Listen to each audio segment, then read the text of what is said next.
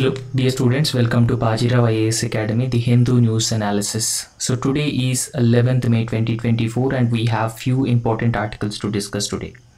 So let's try to discuss all those important news articles one by one, and before discussing them, let's try to solve yesterday practice question.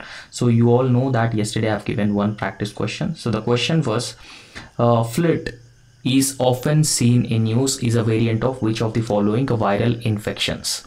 So this was the question that I have given to you, and this is also a very important question, right? So the correct answer for this question is COVID-19 pandemic. Okay, so this is actually a viral variant of the COVID-19 pandemic. You just have to remember this flirt. Now, so please understand what exactly is this flirt variant of the COVID-19 pandemic. Now, if you look at the COVID-19 pandemic, it is a virus. So COVID-19 pandemic is caused by the virus. However, it is continuously or rapidly evolving over a period of time. So the evolving nature of the COVID-19 pandemic making it more and more potent and more contagious. So therefore, the COVID-19 cycle actually spins again with the new variants in circulation. So through time passes, new variants are actually emerging within the COVID-19 pandemic. It is actually changing its genetic structure and genetic makeup. So recently KP2 and KP1.1. So both KP2 and KP1.1 are very often known as the flirt variants. And these flirt variants are actually the descendants of the Omicron JN1 variant of the COVID-19 pandemic. And in fact, the Omicron variant of the COVID-19 pandemic spread globally over the winter last year. So we all knew about this Omicron variant of the COVID-19. However, now if you look at this flirt variant of the COVID-19, so the cases the patients which are actually infected with this flirt variant of the COVID-19 pandemic are actually increasing in countries like UK, South Korea and New Zealand. So therefore, it has been creating a lot of new fears with respect to the new or fresh COVID-19 wave that is going to emerge. So in fact, COVID-19 pandemic is a contagious disease, and it is a pandemic, and it also has the capability to spread rapidly across the borders, and because of that reason, it has been creating new fears with respect to the fresh COVID-19 wave. And in fact, Indian SARS-CoV-2, that is Genomics Consortium, Indian SARS-CoV-2 Genetic Consortium has actually detected around 238 cases of KP2 and 30 cases of KP1. They are circulating in India as of May 6. So this is what is we know about this flirt variant of the COVID-19 virus. Now today also we have one practice question. The question is, consider the following statements with respect to 8 core industries. So with respect to economy, the 8 core industries are also very important.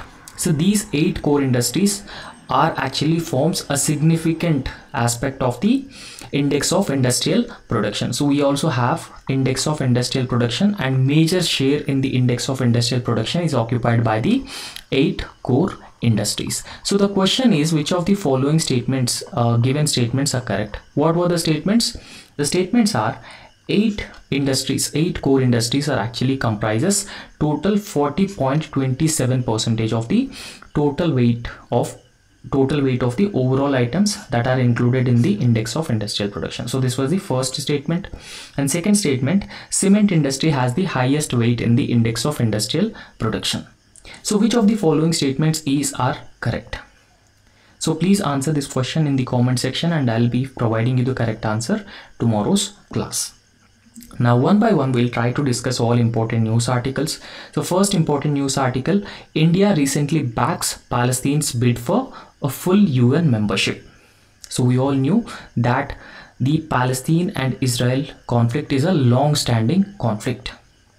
Now every country has been advocating for the peaceful solution, peaceful two-state solution. So it is known as peaceful two-state solution between Israel and Palestine. And the other thing that we must understand India follows a policy of de-hyphenation.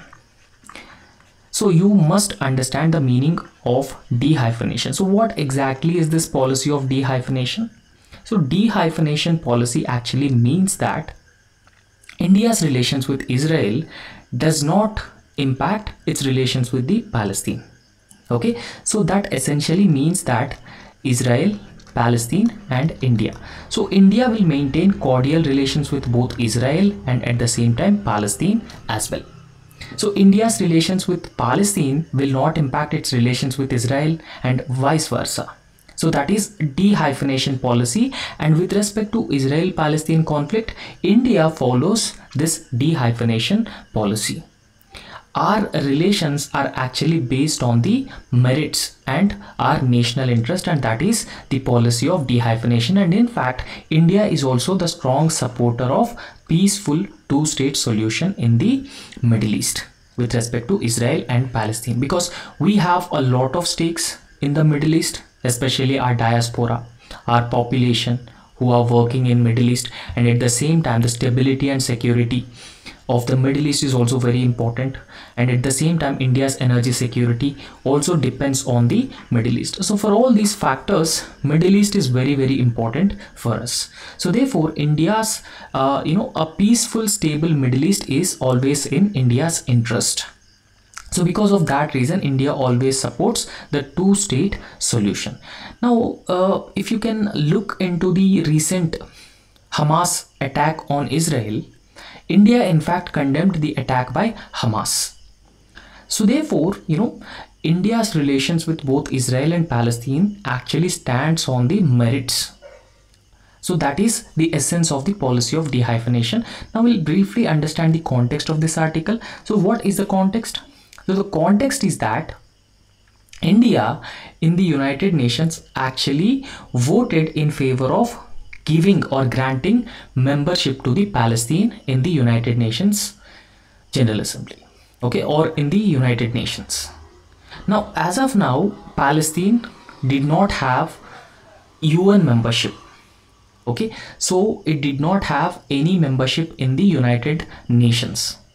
So therefore a resolution was introduced in the United Nations by Arab nations. So the resolution has actually been demanding providing the UN membership to the state of Palestine, so that Palestine would get the international recognition, especially recognition from the UN as a state, as an established state in the Middle East. So for that particular purpose, this resolution was introduced in United Nations, and India has actually voted in favor of providing UN membership to the Palestine. Okay, so that is also in line with India's policy of de-hyphenation. So this is brief context. Now we'll go into this article. Okay, so what was the news? The news is that we all knew that United Nations as a global organization, it has 193 member countries. So 193 member countries are part of the United Nations General Assembly or United Nations. Okay, so all 193 member nations met at the General Assembly. Emergency special session was convened. So in this emergency special session, a resolution by the United Arab states actually introduced a resolution. Okay, so Arab group include UAE, Oman, Qatar, Saudi Arabia. So those countries are known as Arab group of countries. So those Arab group of countries have actually introduced a resolution for the purpose of admission of new members into the United Nations. For this particular purpose, these Arab nations have introduced a resolution, and India supported this resolution, providing full membership to the Palestine. Okay, so this was the news, and in fact this resolution was presented by the United Arab Emirates. So this resolution also demanding providing full membership to the Palestine. So the state of Palestine is qualified for the membership in the United Nations. This is what the resolution has been clearly talking about. the Palestine is actually qualified for the membership of the United Nations as per the Article 4 of the Charter of United Nations, and should therefore be admitted into the membership of United Nations. And this is what the resolution is clearly talking about. However, any Arab state to recognize the Palestine Liberation Organization, and in fact all the Arab group of countries recognize the Palestine Liberation Organization, or it was also known as PLO, Palestine Liberation Organization, is the sole and legitimate representative of the Palestinian people in 1974. So all the Arab countries have recognized this PLO as a sole and legitimate representative of the people of Palestine. And in fact, India was also one of the first countries to recognize the state of Palestine in the year 1988. So India recognized Palestine in the year 1988. And apart from this, the resolution also said that Palestine must be provided with additional rights and privileges as a member country. Okay, so additional rights and privileges of participation of the state of Palestine, and they will be effective from the 79th session of the General Assembly. Okay, so what are the rights given to the Palestine if it becomes a member of the United Nations? So we will try to understand what are the rights and privileges are being given to the Palestine if it becomes a member of UN. So as of now, it is attending United Nations just as an observer.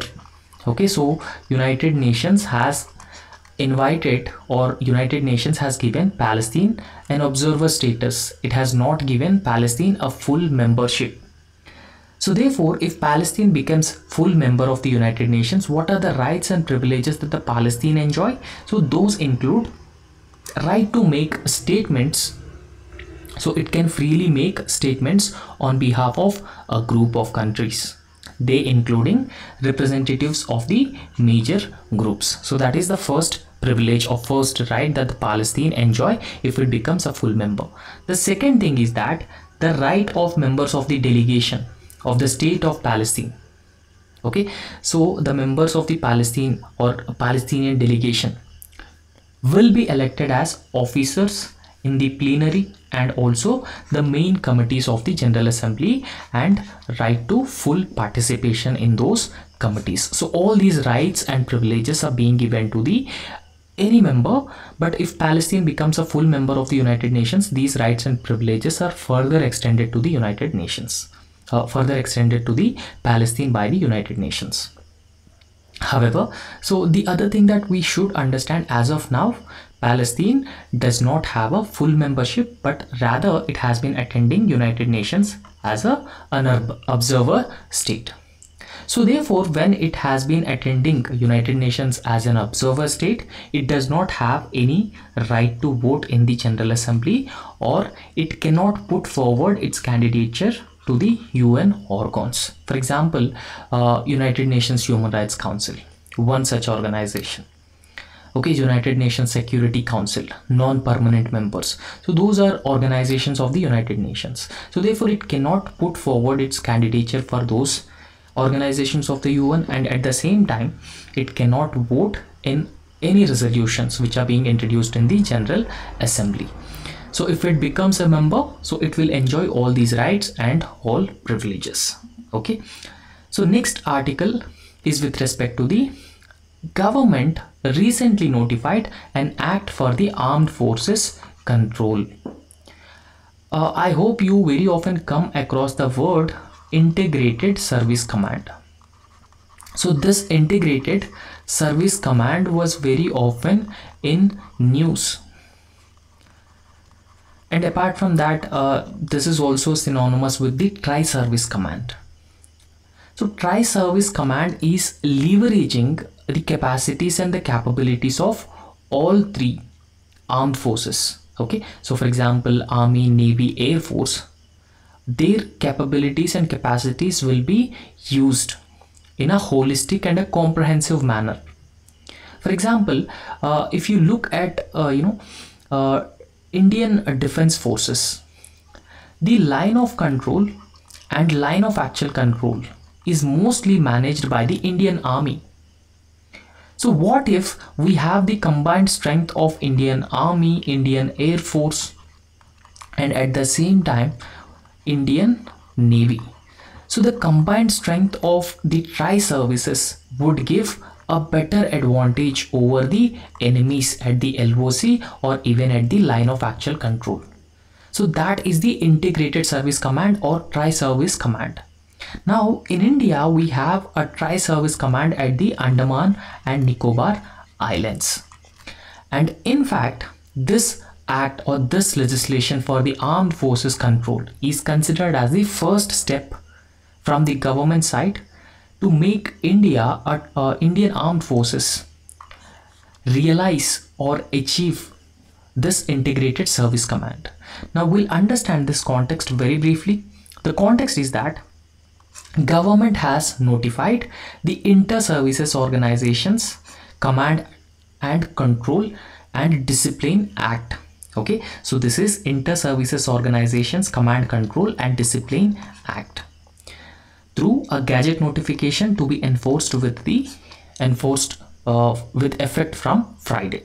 So that is the legislation or the act that is being passed by the central government. Now what are the major provisions of this act?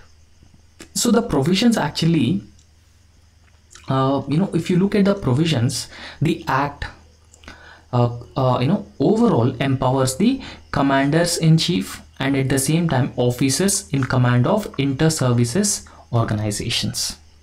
Okay, so it empowers the commanders in chief and at the same time officers in command of ISOs to exercise control over the service personnel who are serving under those commander in chief and at the same time officers in command of ISOs. So therefore it will lead to the effective maintenance of discipline and at the same time administration of those service personnel. And at the same time it also has another benefit, that it will not disturb the unique service conditions that each individual service has been enjoying. This is the first advantage of this particular legislation. And second advantage is that the act will also empower the heads of the inter-services organizations. Now when I talk about the inter-services organizations, so there are three different services: Army, Navy and Air Force. So the heads of the inter-services organizations pave the way for expeditious disposal of different cases and at the same time avoid multiple proceedings and will be a step towards a greater integration among the armed forces personnel, right? So this essentially focusing on integration of all three armed forces: Army, Navy and Air Force. Okay, so a greater integration of the armed forces. So the act comes ahead of the planned reorganization of the Indian military into an integrated theater commands. So this is what is known as the tri-service command or integrated service command. Okay, so where we have the combined strength or combined capacities of Army, Navy, Air Force will be used, right? So with the changing nature of the warfare, we should also enhance the capacities and at the same time we best use our existing capacities in this changing nature of warfare or the dynamic nature of adversaries for India. Now there are certain functions also will be performed by these armed forces. So what are the major functions? These are basic functions that are being performed by the armed forces. The first function is that they assert the territorial integrity of India. Okay, so if any incursions takes place into the Indian territory, then Indian armed forces would prevent those illegal incursions. And at the same time, they also defend the country if it is attacked by any foreign nation. And in fact, if you look at the 1971 war with the Pakistan and 1965 war and 1999 Kargil war also, so Indian Army or the armed forces actually played a most important role in preventing the attacks by the foreign countries on the Indian territory. And after that, they will also support the civilian community in case of any disaster. For example, flooding takes place, earthquake takes place, or any other disaster takes place, the armed forces readily help them. For example, Kerala floods, the Indian Air Force actually played a very important and a very prominent role in providing relief and rescue operations for the people of Kerala. And apart from that, to participate in the United Nations peacekeeping operations. So we also know that India, we have United Nations peacekeeping force. So in fact, India is one of the largest contributors to the United Nations peacekeeping force that is being deployed in the disturbed areas, and that will assist the people, and that also helps in the peaceful transition in those disturbed areas, protecting the people and their rights. So therefore, to participate in the United Nations peacekeeping operations in consonance with the India's commitment to the United Nations Charter. However, we try to understand briefly what exactly is this integrated theater commands. Okay, so these integrated theater commands are actually combining the resources and combining the capacities of the three services. So what are the three services that we have in India? So the Army, Navy, Air Force are the three services that we have. So therefore, we are actually combining the resources, combining the capacity of these three services under a single commander to secure a particular geographical area. Okay, so that is known as the integrated theater command, and one such example of integrated theater command in India is Andaman and Nicobar Islands, because Andaman Nicobar Islands is a tri-service command or integrated theater command where we have Army, Navy and Air Force presence in this integrated theater command. So the overall objective is to, in the long term, we must create this integrated theater command to tackle or to face the changing nature of the warfare and the adversaries as well. And in fact, countries like China and US already have these integrated theater command, but India still lag behind in setting up these integrated theater commands. So for this particular purpose, so there was a committee that was earlier appointed. So the committee was headed by Lieutenant General retired D.B. Shekatkar. So this particular commission has actually made the concept of integrated theater command a suggestion. So this committee has suggested the integrated theater command, and in fact it has suggested setting up a 3 integrated theater commands in India at 3 different places. Now what are those 3 different theater commands? One was in the north for China border, and second west for the Pakistan border, and one in the south for playing a sea role. Okay, because Indo-Pacific has also been gaining a lot of prominence and a lot of significance. So for all these purposes, this Shekatkar committee has actually recommended 3 integrated theater commands at different places. So I hope you have understood what exactly is this integrated theater command and this new legislation for the armed forces passed by the center. Now the next very important article is with respect to the freshwater resources. Please understand that the freshwater resources are becoming scarce day by day or every year. And it is also expected that by 2030, around 40% of global population will face severe water scarcity. However, even though we have the water resources are increasingly polluted and contaminated.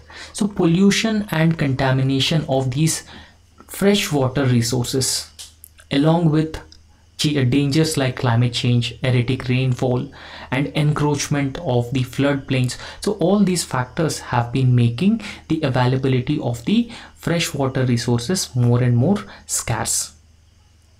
However, one important finding in recent times is that freshwater sources are actually discovered under water. Under oceans, freshwater sources are actually described recently. However, even though there were evidences that a lot of fresh water beneath the ocean bed, but it raises several legal and jurisdictional questions regarding the exploration and exploitation of these international waters. Okay, because now sorry, see, please understand if we have the freshwater resources beneath the ocean bed, now every country starts exploiting those freshwater resources. But we do not have any global legislative framework that regulates the extraction of the freshwater resources. And at the same time, the question here is that the developed countries have more technology and they have more finances. So since they have the advanced technology with them, they have the advantage over the extraction of the freshwater resources. So therefore, what will be the global regulatory framework for the extraction of the freshwater resources in global commons? Now, what is a global commons here? Global commons actually means that it is everyone's property. Okay, so it is not the property of one single country, but global commons is actually the property of everyone. For example, high seas beyond 200 nautical miles is a global commons. Now we'll understand what exactly is the legislative framework or global framework, and existing legal issues and jurisdictional issues with respect to the extraction of the minerals in the seabed. And in fact, when we talk about the international waters, one convention at the international level, so that specifically deals with the extraction of the minerals or use of high seas. So that convention is the United Nations Convention on Law of Seas. So that is UN Convention on Law of Seas. So that is UN clause. And in fact, this UN clause and customary international laws are actually dealing with the they considered as a legal framework. Now here the customary international framework actually means that there is no such established legal framework at the international level. So that is known as the customary international law. And in fact, those high seas were actually governed by the rules which are generally, for example, rules of fair, natural justice. So those things are customary international law. And in fact, this UN clause actually governs most of the aspects of the law of the sea. But a customary international law remains most influential compared to the UN clause. So that is a one complex issue here, because there is no such defined law with respect to the extraction of resources in the sea. Now the other issue is that what is the definition of resources and what are the regulations that are already established for the extraction of resources from the sea. Why? Because UN clause has already defined resources in an area as including minerals. Okay, so for example, polymetallic nodules. Okay, so I hope all of you are aware about this polymetallic nodules. So these polymetallic nodules are found in the ocean bed of the Indian Ocean. So they are found in the ocean bed of the Indian Ocean, right? So International Seabed Authority, so that actually works under the UN clause, actually regulates the extraction of the minerals. But the problem is that the fresh water is found beneath the seabed, but fresh water is not qualifies as a mineral. Whether it is a mineral or not a mineral, we don't know.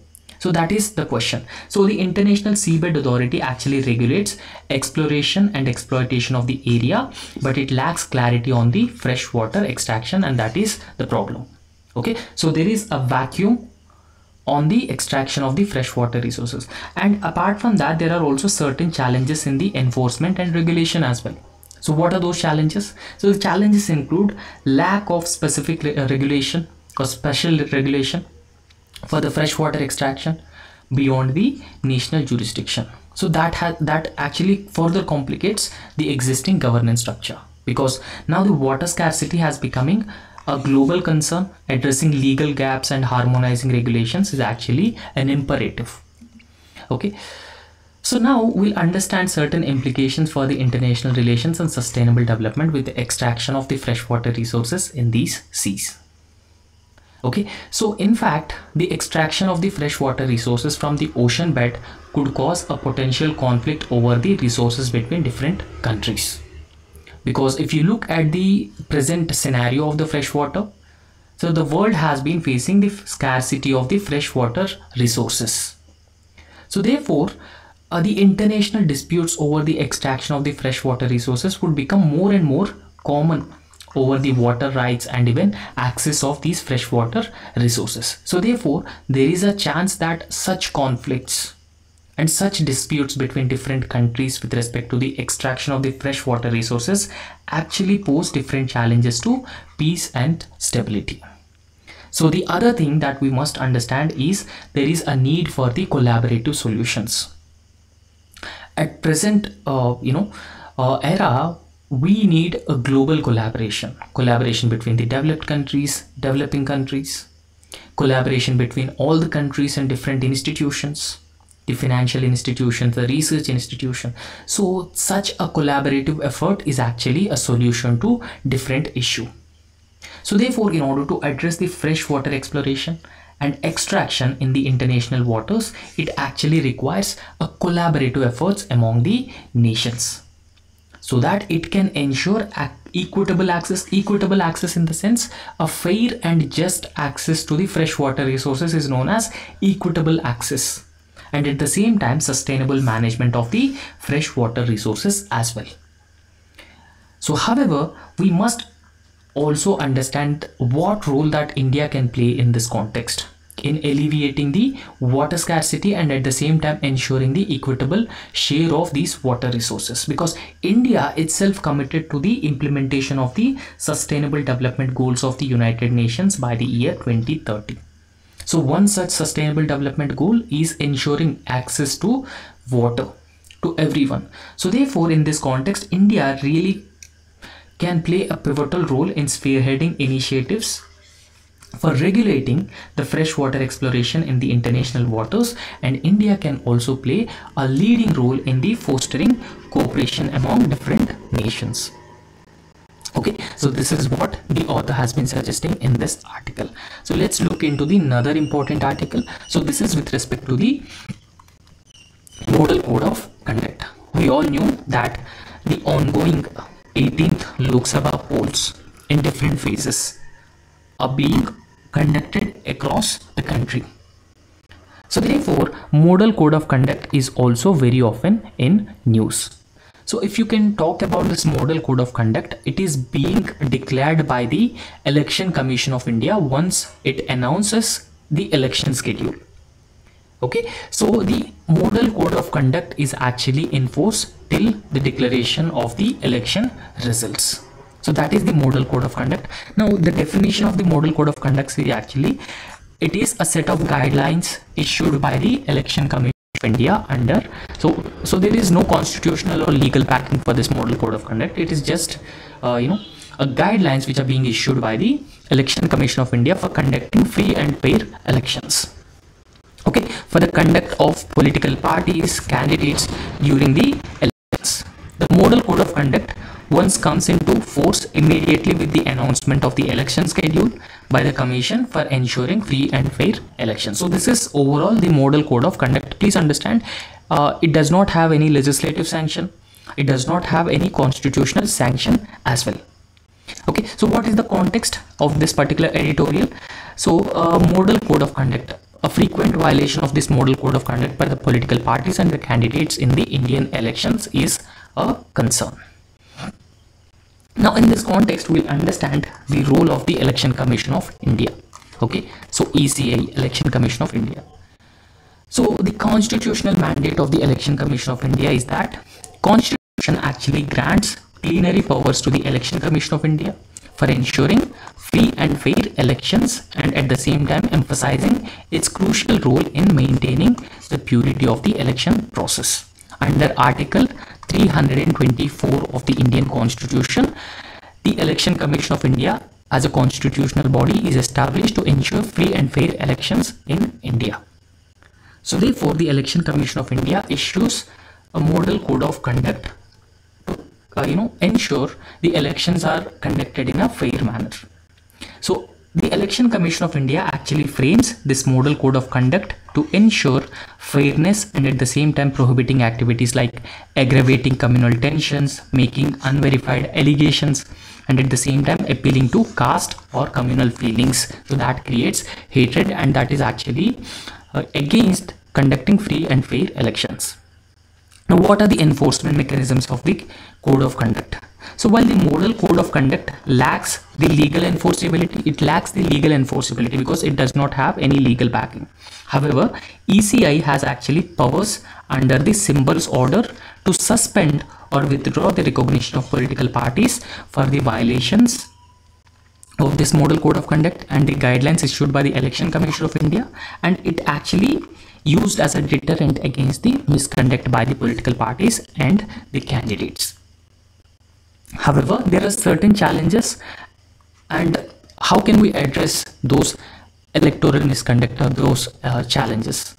So first and foremost is politicization of campaigns is a challenge.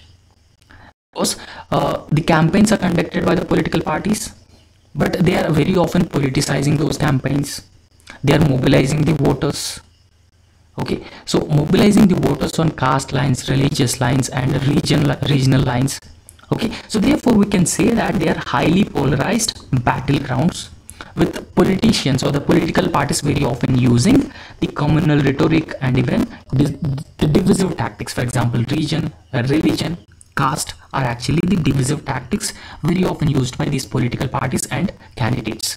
So all these things are actually undermining the democratic ethos that are envisioned by the Constitution.